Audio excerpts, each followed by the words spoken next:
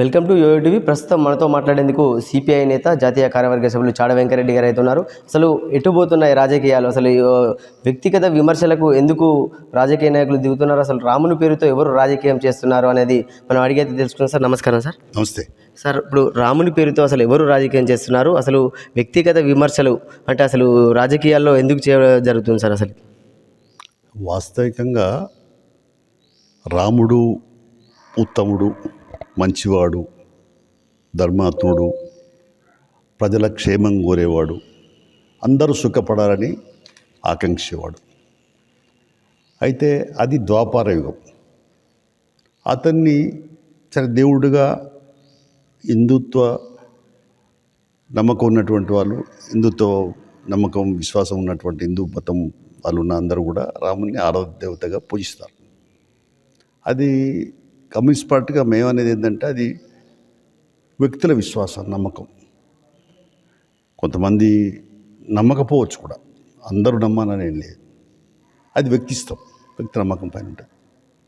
Communist party భౌతికవాద సిద్ధాంతం అయినా మానవతావాద సిద్ధాంతం. మనుషులు అందరూ సుఖపడాలి, బాగుండాలని కోరుకునేది. కాబట్టి రాముడు ఏం కోరుకున్నాడు? అందరికీ సంపద అందాలా, కొద్దిమంది చేతిలో ఉండకూడదని ఆయన కోరుకున్నాడు. కమ్యూనిస్ట్ పార్టీ కూడా అదే కోరుకుంటుంది. అందుకని మేము ఈ సందర్భంగా చెప్పేందంటే రాముణ్ణి రాజకీయాలలో కూడా అన్యాయం. ఇది ఎప్పుడు ప్రారంభమైందంటే 1990 ఆ ప్రాంతం నుంచి ప్రారంభమయ్యాయి. అప్పుడు అయోధ్యలో బాబరీ మస్జిద్ ఉన్నది, రాముని మందిరం ఉన్నది పక్క పక్కన. అంతేకాదు చాలా చోట్ల ఇప్పుడు వేములవాడ గుడికి పోతే ఆ ముస్లింది కూడా ఆడ ఒకటి ఉంటుంది. అట్లాగే ప్రతి చోట ఉంటుంది. మధురలో ఉన్నాయి, కృష్ణుని దగ్గర, కృష్ణ దేవాలయం దగ్గర, మధుర దగ్గర. ఇట్లా ఈ హిందూ దేవాలయం ఉంటుంది, ముస్లిం నమ్మకం ఉంటే అటువంటి దర్గా ఉంటుంది, దర్గా అంటారు దాన్ని. అలాంటి దాన్ని సరే ఏదైనా అద్వానీ రథయాత్ర చేపట్టి బీజేపీ నాయకుడు ఆయన కరసేవక పేరుతో బాగా పెద్ద ఎత్తున పిలిపించారు. ప్రయత్నం చేసి ఏదైనా చేసి మేము బాబరీ మస్జిద్ కూలకూడదామని ప్రతిజ్ఞ చేశారు. సరే ఒకసారి చేసినప్పుడేమో యువకులందరూ ఎదురు తిరిగారు, గట్టిగా నిలబడ్డారు. మొత్తం మీద అనివార్యంగా ప్రభుత్వం కూడా ఒత్తిడి చేసి ఆగిపోయింది. సెకండ్ టైము కరసేవకులు విస్తృత ప్రచారం చేసి ఇలా బీజేపీ మనం అంటున్నాం, ఏదైతే బీజేపీ అంటున్నామో దానికి సంఘ్ పరివార్ అనే సంస్థలు ఉన్నాయి. సంఘ పరివారం అంటే ఆర్ఎస్ఎస్, విశ్వ హిందూ పరిషత్తు, బల్జగదలు, ఏబీఈపీ, బీజేపీ ఇట్లాంటివన్నీ ఉంటాయి. వీళ్ళందరూ కూడా ఎవరి వాళ్ళు విడివిడిగా కనిపించినా అందరూ కూడా ఒక్క గుడి పక్షులాగానే ఉంటారు. కానీ హిందుత్వ మళ్ళా సరే హిందువులందరికీ వేరే అభిప్రాయం ఉండాల్సిన అవసరం లేదు. ఎందుకు ఉండాలి? ఎందుకు ఉంటుంది అభిప్రాయం అంటే బీజేపీ అనేది మనువాద సిద్ధాంతాన్ని అమలు చేస్తూ ఉంటుంది.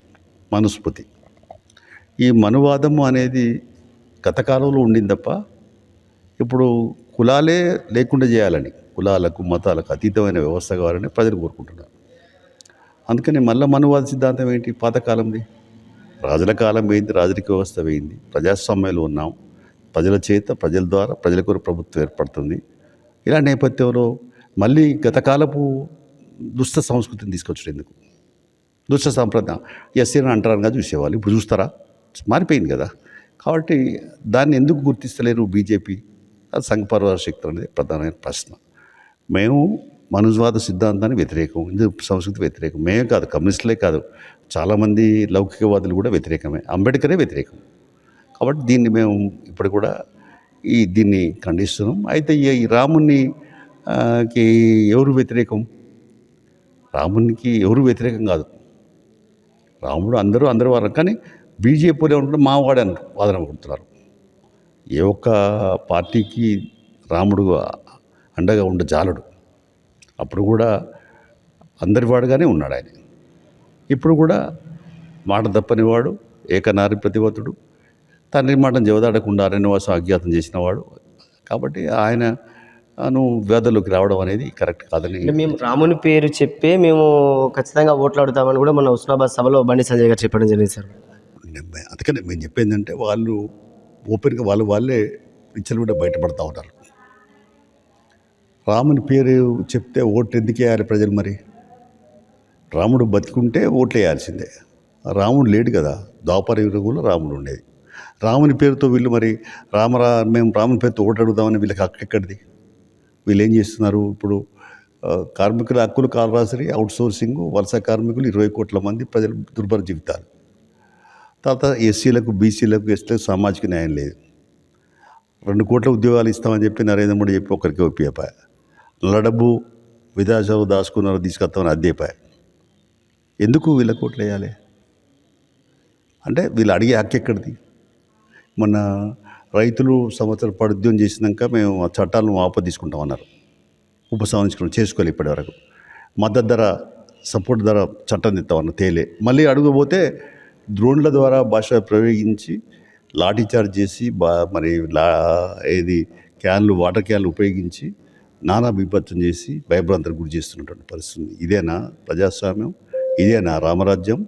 మీరు కోరుకునే రాముని రాజ్యం ఈ రైతులను మీరు డ్రోన్ల ద్వారా వాళ్ళని చంపేస్తారా? రైతులను చంపేది రాజ్యం రాముని రాజ్యం అవుతుందా అని మేము ప్రశ్నిస్తున్నాం. అందుకనే రాముని రాజ్యం కావాలంటే అందరూ బతకాలి, సుఖంగా ఉండాలి, అందరిగా సంపద అందరికీ చెందాలి.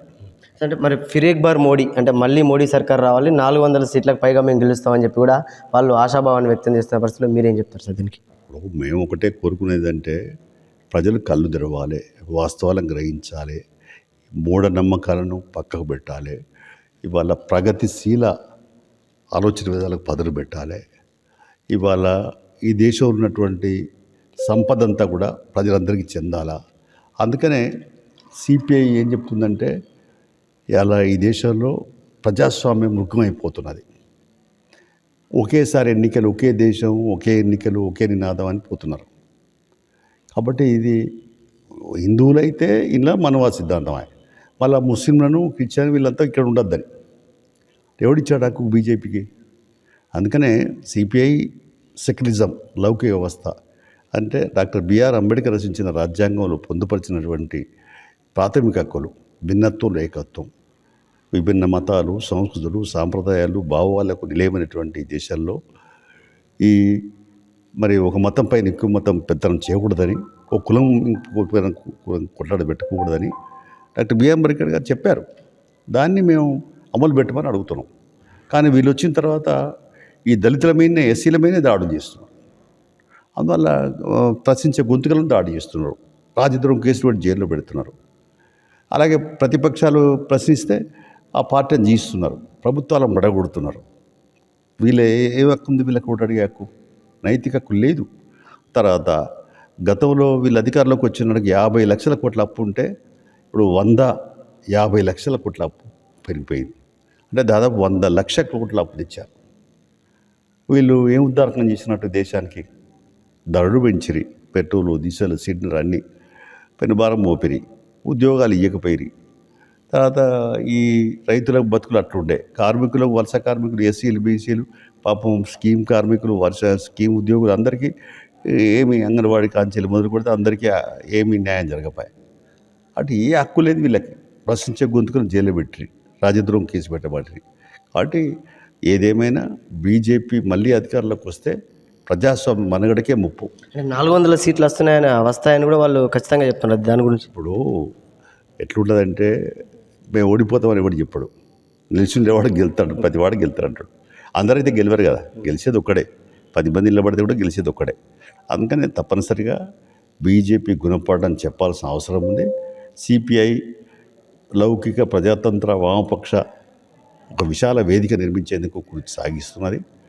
సరే, ఏదైనా ఆఖరికి అందరూ కళ్ళు తెరిస్తున్నారు, వాస్తవాలు గ్రహించి ఇప్పుడు ఇండియా కూటమిలో 28 పార్టీల వరకు వచ్చినాయి. కలిసి రేపు సమాధానం చేసుకుంటే మంచిది. మేము అనుకునేది ఏంటంటే లౌకిక వ్యవస్థకు కట్టుబడి ఉండే వాళ్ళను ఓట్లకి గెలిపించండి. We want secularism, we want constitution. అంటే రాజ్యాంగాన్ని పరిరక్షించుకుందాం, ప్రజాస్వామ్యం నిలబెట్టుకుందాం, అలాగే మన హక్కులను సాధించుకుందాం. అంటే ఇప్పుడు బండి సంజయ్ వ్యాఖ్యల గురించి మీరు ఏం చెప్తారు సార్? అసలు బండి సంజయ్ వ్యాఖ్యలు ఎట్లయిపోయినాయంటే దిగరాజున రాజకీయాలు, అంటే బూతు మాటలు తిట్టేటువంటి పరిస్థితి దిగజారడం అంటే విలువలు పాతరేసుకోవడమే. రాజకీయ నాయకులు ఇప్పుడు మనం ఈ అనేక కోట్లాది జీవరాశులు ఉన్నాయి. మనిషి ఎందుకు శ్రేష్టమైన వాడంటే జ్ఞానేంద్రియాలు ఉన్నాయి. బట్ట కట్టుకుంటున్నాం, తింటున్నాం, ఉంటున్నాం. మనకు కొన్ని నియమాలు నిబంధనలు ఉన్నాయి. దానికి భిన్నంగా మాట్లాడుతున్నాడు. బండి సంజయ్ మాట్లాడింది అర్ధరహితమైనది. ఎందుకంటే పొన్నం ప్రభాకరు ఆయన తల్లి పుట్టిండనే గ్యారంటీ ఏంటంటే తల్లే సజీవంగా ఉంది. ఎందుకంటే పిచ్చి మాటలు ఏముంటాయి. అందుకనే అది పిచ్చి పిచ్చి మాట్లాడితే ప్రజలు బుద్ధి చెప్తారు. ఏదో రెచ్చగొట్టే మాటలతోటి రాజకీయ లబ్ధి పొందాలి అనే ఉద్దేశంతో ఆలోచిస్తే ఉల్టా అవుతుంది. అంటే ఇదంతా పొలిటికల్ మైలేజ్ కోసం అంటారు మరి. తాత్కాలిక ప్రయోజనాలు పొందడానికి, మన మతాన్ని చొప్పించడానికి, లేకుంటే ఈ రాముని ఇట్లా తిట్టినాడు కాబట్టి నేను ఇట్లా తిట్టినా అని చెప్పుకోవడానికి, అప్పరెంట్ కావడానికి, ప్రజల మూడు మార్పు చేసుకోవడానికి ఈ ప్రయత్నాలన్నీ. బండి సంజయ్ ఏమి గౌరవించారో ఇంత పెద్ద పోరాటం జరిగింది. రైతుల మీద లాడ్ చేసి వచ్చినాడు ఒక్కసారైనా మరి. ఇప్పుడు ఏం పని చేస్తున్నాడు ఆయన?